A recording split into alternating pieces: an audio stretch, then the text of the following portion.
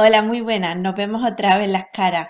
Soy Elena González y ya nos vimos en el vídeo de presentación. Y soy la que he organizado todo este tinglado del Congreso. La verdad que, como os decía la otra vez, me siento súper contenta de lo bien que ha salido todo. Os quiero dar las gracias a cada uno de los asistentes porque vuestra participación ha sido impresionante. El grupo de Facebook echa humo durante todo el congreso, desde casi que comenzamos, y la verdad que es una satisfacción muy grande. Y también muchísimas gracias a todos mis compañeros que han hecho unas ponencias de muchísima calidad, ofreciendo todo su saber, sus estrategias, sus técnicas de cómo salir adelante en este mundo del desarrollo personal, en el que psicólogos, terapeutas, coach, pues buscamos la forma de encontrar nuestro hueco, nuestro sitio y poder dar a nuestros clientes una atención de alta calidad, de excelencia. Y bueno, pues hoy me toca a mí iniciar mi ponencia, que como habéis leído por ahí, pues voy a hablar de la importancia de la terapia personal, del trabajo personal y de la supervisión para nosotros los terapeutas. Cómo eso va a marcar la diferencia entre un terapeuta más o un terapeuta de excelente calidad, al menos para mí. La ponencia va a tratar de la importancia de la supervisión y del trabajo personal. ¿Por qué? Pues porque situarnos a los terapeutas en este mundo es algo que nos cuesta trabajo, ¿no? Tenemos que aprender no solamente nuestra profesión, sino además tenemos que aprender un montón de cosas sobre marketing, sobre redes sociales, sobre webs, sobre cómo posicionarnos y cómo diferenciarnos en este mercado. Bueno, todo eso está bien, ¿no? Pero ¿y qué pasa con esa sensación, esa terrible sensación de fracaso que tenemos muchos de nosotros cuando los pacientes se nos marchan, cuando los clientes, después de todo el trabajo que nos cuesta que lleguen a nosotros, cogen y se nos marchan antes de que todo termine? Vamos a tratar de 4 puntos fundamentalmente. Del marketing de la excelencia, lo he llamado así para diferenciarlo de lo que es el marketing de venta. Y ahora os explico las diferencias. Vamos a hablar del baile de los caracteres, es decir, cuando cliente y terapeuta se colocan en una misma sala de trabajo o delante de una cámara por sesiones online, pero están juntos. ¿Qué pasa entre ellos? ¿Qué pasa entre esos dos inconscientes que van a comenzar a bailar sin que todo sea muy consciente? Y vamos a hablar del trabajo personal, de la terapia personal. ¿Qué tipo de terapia personal hemos hecho como terapeuta? ¿Qué tipo de descubrimiento tenemos de nuestros horrores? ¿Cómo nos hemos enfrentado a ello? Y cómo el tener un trabajo personal auténtico y bien hecho nos va a colocar en un sitio de ventaja con respecto a nuestros clientes. También vamos a hablar de la supervisión, el gran horror, la gran bestia negra de los psicólogos y de los terapeutas, ¿no? Ese momento en el que tenemos que grabar nuestra sesión y tenemos que mostrar a otro colega el cómo trabajamos, ¿m? Con nuestra camarita. ¿Eh? Y qué miedo nos entra, ¿no? Pero ¿qué es lo que necesitamos para supervisar y por qué tenemos que acudir a supervisar? Esto es lo que quiero comentaros, ¿no? Bueno, y finalmente os haré una propuesta de trabajo. Bueno, pues vamos a hablar del marketing de la excelencia.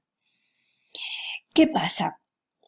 Bueno, nosotros somos profesionales del desarrollo personal, psicólogos, terapeutas, coach, ¿vale? Y bueno, está claro que nuestro objetivo, nuestra función es ayudar a nuestros clientes, ayudarlos en su recorrido, ¿m? Cada uno dentro de aquello en lo que se haya especializado. Pero siempre queremos ayudar a nuestros clientes. Bueno, eso está bien, pero claro, también tenemos que comer, tenemos que pagar nuestra factura, nuestra hipoteca, nuestro alquiler. Ah, sí. Entonces necesitamos ganar dinero, eso está claro. Necesitamos saber vendernos, eso está claro. Tenemos que aprender las estrategias para que los clientes lleguen a nosotros y además no solamente lleguen, sino que nos paguen. Eso todos lo sabemos. Sí, pero ¿qué pasa si solo nos quedamos en eso? Pues que tendremos un flujo constante de gente entrando y saliendo de nuestras consultas y al final, con el paso del tiempo, tal vez se nos queda una sensación agridulce, como, ay, ¿habré ayudado de verdad a esa persona? ¿Solamente le habré vendido tal programa, tal técnica? ¿Habré conseguido que esa persona realmente venza sus miedos, sus inseguridades, su enfermedad? ¿Lo habré conseguido? Para mí esa es la diferencia entre ser un profesional y ser un profesional que trabaja por y para la excelencia. La excelencia es una palabra que a mí siempre me hace bom, bom, bom, bom, bom, bom. Porque si en mi trabajo diario con cada uno de mis clientes no aspiro a la excelencia, eh, primero para mí no tendría sentido a nivel ético.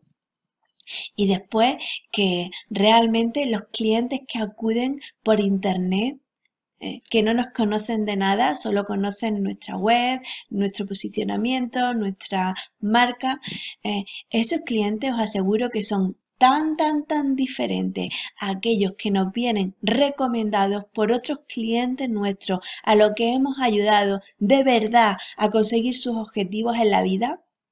Es una satisfacción tan grande la que se siente cuando te llaman o contactan contigo. Mira, sí, vengo de parte de fulanito de tal, que es mi amigo, es mi hermano, es mi primo, y me dijo que trabajó contigo y consiguió ta, ta, ta, ta, ta.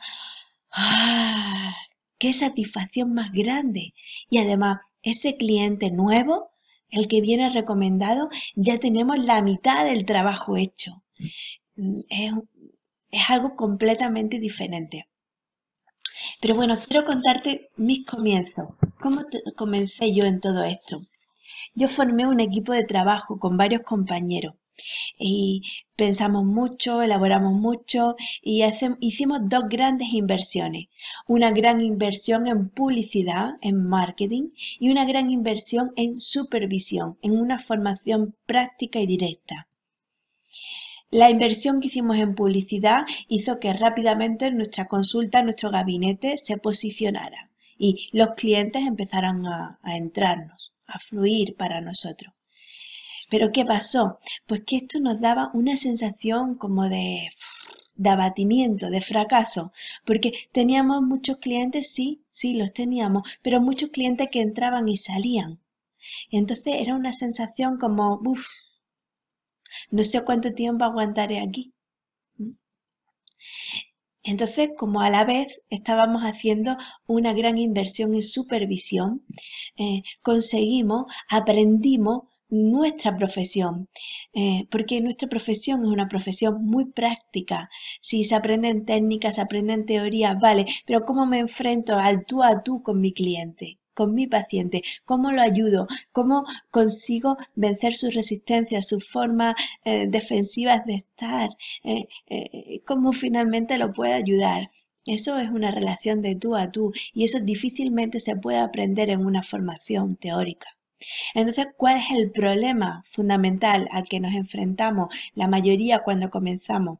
Pues que la psicoterapia o el coaching es una profesión que hay que aprender desde la práctica, desde el ejercicio personal, del tú a tú con nuestro cliente. Pero claro, no nos podemos dejar llevar solamente por el tú a tú con nuestro cliente, sino que necesitamos afinar, necesitamos trabajar para la excelencia, no solamente para estar delante de nuestro cliente y que nos pague, sino también para conseguir el éxito terapéutico por nuestro cliente y por nosotros mismos, porque si no, con el tiempo abandonaremos esta profesión como tantos y tantos compañeros les ha ocurrido. Entonces, ¿cuál es la solución? ¿Cuál es mi solución? Pues para conseguir el éxito, porque ahora mismo, después de 10 años, un poquito más ya, que los años van pasando, trabajando a tiempo completo con mis clientes, puedo decir que tengo una cartera de clientes llena, que, que generalmente mis clientes tienen que esperarme a que se me quede un hueco libre en la agenda. Y eso es una satisfacción muy grande, porque aparte la gente me viene recomendado de otros pacientes míos. Y eso me hace sentirme bien, me hace sentirme plena. Pero ¿cómo conseguí todo esto? Pues lo he intentado enumerar para poderoslo contar. Primero, elegí a un buen supervisor, a un buen maestro. Y lo aprendí todo de él, lo exprimí al máximo. Lo imité durante mucho tiempo, hasta que conseguí mis propias formas. Pero antes de nada, lo elegí a él como modelo y lo imité. Él era un profesional de éxito y yo quería ser una profesional de éxito. Por tanto, le imité. Quise aprenderlo todo de él. Después, fundamental, fui constante, no me rendí, porque fracaso hay muchísimo. Hay muchos momentos en los que quieres tirar la toalla, quieres abandonar el barco. Y así es. Y entonces yo me permitía pequeños descansos. Recuerdo, por ejemplo, cuando los clientes empezaban a contactar conmigo, pero yo no conseguía traerlos a la sesión. O cuando ya conseguía traerlos a la sesión, se me iban en la segunda, en la tercera sesión. Recuerdo decir, no, quiero descansar una semana sin contactar con nadie nuevo. Y descansaba, pero después continuaba, porque hay que seguir, hay que ser constante. Otro aspecto importante que creo que usé y que conseguí con éxito fue que innové, que me arriesgué. ¿eh? Me daba miedo, sí, mucho.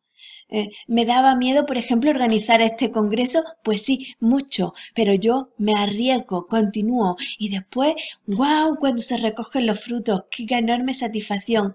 Pero oye, es que hay muchos otros momentos en los que los frutos no se recogen, pero hay que seguir sembrando, innovando, arriesgando, porque lo importante es que nunca hay que conformarse con un poquito, siempre hay que querer conseguir más y más y más. Así es como se consigue la excelencia. También es muy importante ser paciente, porque los frutos no se recogen rápido. Hay que ser constante, continuar esperando, pero esperando no de una forma pasiva, sino de una forma activa, continuando formándose, continuando innovando, continuando. Hay que continuar siempre más, siempre más. Fundamental para mí es que yo invertí muchísimo en formación, en una formación práctica, en una formación de supervisión. Te puedo asegurar que durante los 2, 3, 4 primeros años casi invertía todo lo que ganaba. ¿Ah? Tuve la suerte de que tenía un colchón económico en el que poder sostenerme y lo invertía todo, todo, todo lo que ganaba, porque yo quería trabajar desde la excelencia y aún hoy, donde como te digo, tengo pues relativo éxito, bastante éxito, yo sigo invirtiendo gran parte de lo que gano en formación, en reciclaje continuo. Porque bueno, eso, aspiro a la excelencia y deseo que tú también lo hagas, porque te aseguro que la satisfacción personal que se siente es lo que te hace continuar con el baile de los caracteres terapeuta-paciente. Los distintos temas vitales que tenemos cada uno de los terapeutas porque somos distintos y tenemos formas distintas de enfrentarnos a la vida desde nuestras diferentes heridas. Si la herida del terapeuta es un tema vital de vida o muerte, es decir, lo que ronronea por dentro es el deseo de existir o la necesidad de poner distancia para protegerse, entonces se puede encontrar con situaciones propicias de enganche, es decir, con que tenga un paciente que lo rechace, que actúe como si el terapeuta no existiera, o al revés, que sea un cliente invasivo y que necesita muchísimo contacto. Si el terapeuta tiene su tema vital es de vida o muerte, entonces se quedará enganchado. ¿Cómo? Pues que vivirá con terrible miedo el rechazo por parte de su cliente o sentirá un asco y un deseo horrible de echar a ese cliente, si por ese caso es invasivo. ¿Qué indicios corporales indican que ese terapeuta está enganchado? Pues profundas tensiones en los ojos, en las articulaciones, la respiración se hace reducida, un estado de tensión generalizada.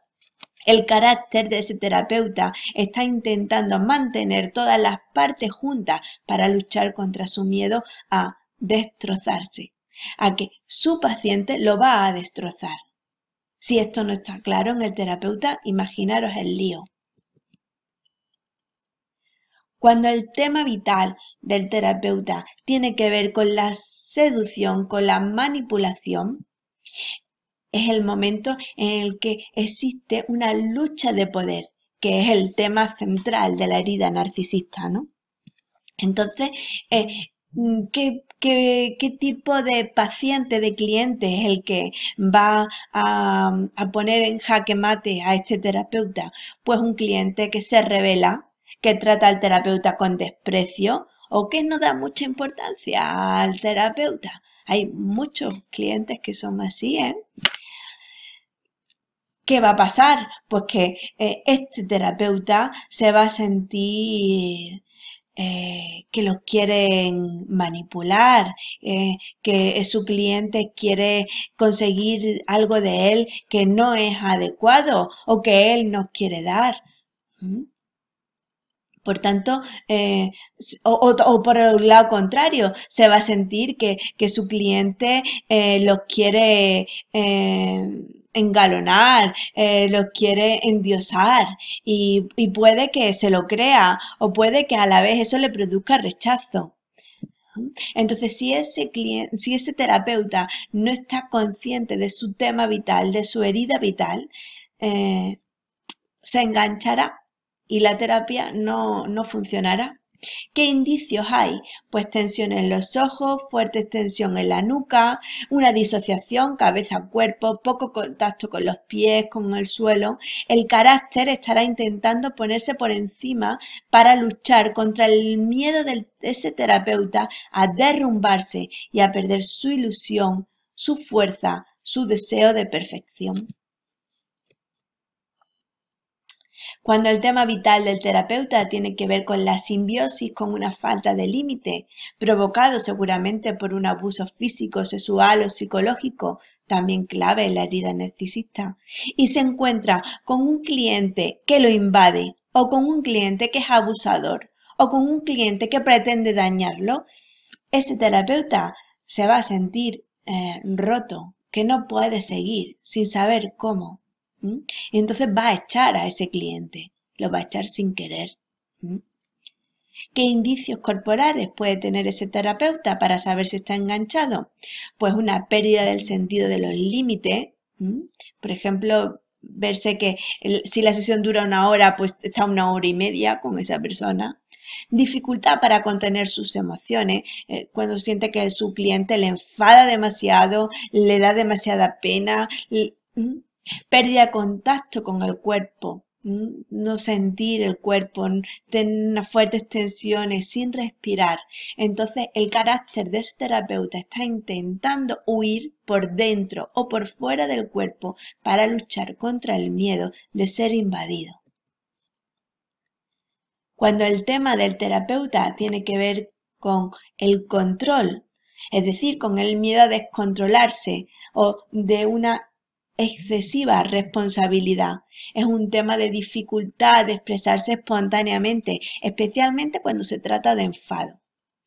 ¿Qué pasa si este terapeuta se encuentra con un cliente que se resiste a progresar, que pone muchas trabas, que controla, o con un cliente dependiente? Pues probablemente que este terapeuta se va a desesperar. Casi que va a llegar a zarandear a su cliente, si no corporalmente, sí con palabras. Y si esto encima lo hace inconscientemente, pues lógicamente el cliente lo abandonará a este terapeuta. ¿Qué indicios corporales tiene el terapeuta para saber que se está enganchando? Pues una fuerte tensión en la garganta, en el cuello, en los hombros, en la mandíbula. Una fuerte tensión también en la zona de la pelvis. Es como si el carácter de este terapeuta estuviera intentando poner una armadura muscular para reprimir la expresión espontánea y luchar contra el miedo a ser aplastado, humillado, controlado. Cuando el tema vital del terapeuta tiene que ver con el miedo a entregarse, particularmente a un nivel amoroso, con el tema edípico, pues nos encontraremos con... y si este terapeuta se encuentra, con un cliente que vive, que muestra una atracción sexual hacia ese terapeuta, o por el contrario, que pide a su terapeuta que le muestre ternura, este terapeuta se va a volver loco, se va a querer volver loco. O abandonar la profesión, abandonar por supuesto a ese cliente, no permitirle a su cliente que exprese su amor, ya sea bajo la capa de la sexualidad o bajo la capa de la ternura. No le va a permitir a ese cliente que se exprese. Lo va a cortar, lo va a frustrar. Por tanto, el cliente se marchará y el terapeuta vivirá una sensación terrible de fracaso. Entonces, ¿qué indicios corporales va a tener este terapeuta? Pues una fuerte tensión en la nuca, en la espalda, es como si se pusiera la posición típica de un soldado. El carácter va a intentar evitar que el terapeuta se entregue a los sentimientos tiernos, a que esté con su cliente desde su corazón. ¿Por qué tiene que luchar contra el miedo de sentir su propio corazón roto? Entonces comprenderéis que desde este baile de caracteres es fundamental que exista un trabajo personal que sea justo y una supervisión que sea efectiva. Entonces quiero preguntarte, ¿cuántos años de terapia personal has hecho? Contesta. Porque mira, los terapeutas somos como un diapasón. Nuestra resonancia con nuestro cliente es la llave para acceder a su inconsciente. Y si en esa resonancia, como el diapasón, ese instrumento musical que da la nota correcta para que toda la orquesta se armonice, si nuestra resonancia no está libre, no es espontánea, no está liberada de nuestras heridas, de nuestros traumas, entonces no podremos estar afinados para estar con nuestro cliente. Por tanto, tenemos que conocer nuestro drama vital y nuestros límites personales, y eso es lo único que nos valida como un terapeuta seguro ante nuestro cliente. Y te aseguro que los clientes lo que necesitan, lo que buscan es estar con una persona segura, que le transmite seguridad. Entonces, ¿cómo podemos saber si hemos hecho un buen trabajo personal? ¿Hasta cuándo? Pues creo que las indicaciones para saber que hemos hecho un buen trabajo personal tiene que ver con que conocemos nuestros límites. Hay clientes, hay pacientes que nos llevan siempre a nuestro límite. Vale, tenemos que saber cuál es nuestro límite y tenemos que saber mostrar que ahí ese es nuestro límite, pero que también en el momento siguiente podemos tener otro límite distinto, porque siempre estamos creciendo, siempre empujando nuestros límites. un trabajo personal profundo, te ha enfrentado sin lugar a duda con tus horrores más ocultos, esos a los que no te quieres enfrentar, esos a los que en tu vida diaria casi que no salen, casi que no se muestran. Sin embargo, ahora sí. Ahora con la terapia personal te enfrentas a ello y no solamente te enfrentas, sino que sales ileso. También es fundamental, si has hecho un buen trabajo personal, es porque te has sentido amado locamente. ¿Mm? Como un bebé debe sentirse amado locamente por su mamá. ¿Mm? Y a la vez, locamente has amado. Porque nuestros clientes, nuestros pacientes, sobre todo aquellos que van a un trabajo profundo, eso es lo que buscan de nosotros finalmente, que los enseñemos a amar, que los amemos y que ellos aprendan a amar. Jung decía, conoce todas las teorías, domina todas las técnicas, pero para tocar un alma humana lo que se necesita apenas es otra alma humana. Porque protegerse en técnicas, en estrategias, en teoría, no sirve para nada. Como terapeuta tenemos que exponernos como la persona humana que somos. Por eso tenemos que estar afinados. De ahí la importancia del trabajo personal. Y bueno, la supervisión, nuestro gran miedo, donde aparecen todas nuestras resistencias, ese momento en el que nos van a confrontar, donde otro colega nos va a decir bien, mal. Esas son todas resistencias, porque eso no es lo que ocurre en una supervisión. En una supervisión, el colega de más experiencia nos va a recolocar en nuestro sitio y se siente tal agradecimiento, tal seguridad que se coge cuando se está trabajando bajo una supervisión, que de verdad, si no la habéis probado, venga ya, es el momento. Entonces, ¿cuándo hay que acudir a supervisión? Pues hay que acudir cuando uno se hace alguna de las preguntas que he escrito aquí. Os la leo rápidamente. Cuando alguien se pregunta cómo aplico todo lo que he aprendido en mis formaciones cuando me quedo sola con mi paciente, ve a supervisión. ¿Cómo paso a la acción? Ve a supervisión. ¿Qué hago mal? ¿Que mis clientes no concluyen nunca su tratamiento? ¿Por qué abandonan el tratamiento? Ve a supervisión. ¿Cómo me diferencio? ¿Cómo diferenciar cuando un paciente se está defendiendo o cuando está de verdad? Ve a supervisión. Tengo ganas de abandonar esta profesión, no puedo más. ¿Cómo puedo dejar de fracasar? Ve a supervisión. No sé por dónde tirar en este caso, es una situación extrema que no se me había planteado nunca antes, o toca mi herida y no sé qué hacer. Ve a supervisión. ¿Y cómo puedo aumentar la eficacia y la eficiencia de mi trabajo con mis pacientes para llegar a la excelencia? Ve a supervisión. Porque es verdad. ¿Por qué los clientes abandonan el trabajo terapéutico antes de tiempo?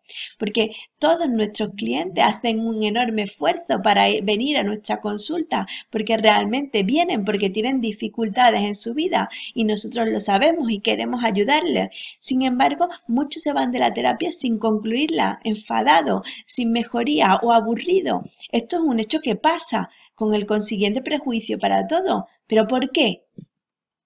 ¿Qué ocurre? ¿Qué es lo que se nos escapa a los terapeutas? Pues porque la prioridad del terapeuta debe estar en la comprensión profunda del problema del paciente. La energía tiene que estar centrada en la creación de un vínculo verdadero de confianza recíproca. Nos tenemos que cuestionar si tenemos un enmarco, un encuadre claro y básico de reglas que coloquen a nuestro cliente en un sitio seguro. Tenemos que cuestionarnos si nos falta tal vez un método sencillo de abordaje de la resistencia al cambio que tienen y que presentan todos los clientes. Porque se plantean situaciones difíciles entre paciente y terapeuta que no sabemos resolver y podemos pedir ayuda, no lo sabemos todo. Entonces, ¿cuál es mi conclusión? sobre el tema de la supervisión. Pues mira, numerosos estudios hablan de que lo que realmente funciona en psicoterapia es la cualidad empática del profesional. Fíjate, no tanto tal técnica o tal otra, tal teoría o tal otra. No, sino lo que importa de verdad, lo que hace que la psicoterapia funcione es la persona, el terapeuta, su cualidad empática, la capacidad de generar un real y significativo vínculo con el cliente, es decir, tener el deseo y tener el método también para tomar en serio a la persona y verla en toda su dimensión vital. Te aseguro, estoy convencida de que la mejor forma de aprender a ser un psicoterapeuta es aprender el oficio como lo aprende cualquier artesano. Es decir, mano a mano con un maestro que con amor va a ir corrigiéndote hasta que le demos el toque mágico, el toque perfecto que haga que nuestros clientes consigan con éxito aquello que se proponen. Y ya por fin, y acortando, que me estoy alargando demasiado, ¿cuál es mi propuesta? Mi propuesta es bien sencilla y es que quiero que nos conozcamos, quiero conocerte, pero también quiero que me conozcas con mayor profundidad. Entonces, ¿dónde y cómo podemos conocernos? Pues por supuesto en mi web, que es cuidatusique.com.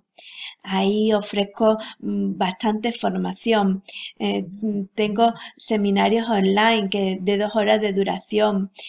Tengo 2 cursos. Un curso de técnicas psicocorporales para trabajar la tristeza, que de una duración de 5 semanas, y tengo otro curso de los primeros pasos de los terapeutas, es decir, qué ocurre en las 10 primeras sesiones y en qué nos tenemos que fijar, qué estrategia, qué técnica podemos tener para tener éxito.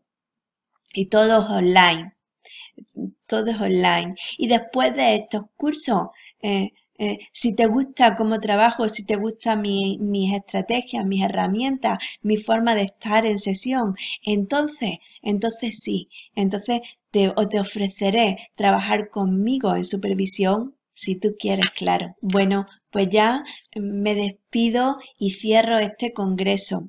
Espero que las diferentes ponencias te hayan colocado en un sitio diferente, en un sitio de motivación, con ganas de continuar avanzando, con nuevas ideas para poner en práctica y sobre todo lo que te decía al principio, que aquí tienes ya el abanico de 20 profesionales, 21 contando conmigo, que cada uno de ellos tienen cosas buenas que ofrecerte. Contacta con ellos, salúdalos, mándales un email, pregúntales, no tengas miedo, somos personas normales que estamos deseando que nos saludéis, que nos digáis, que nos preguntéis.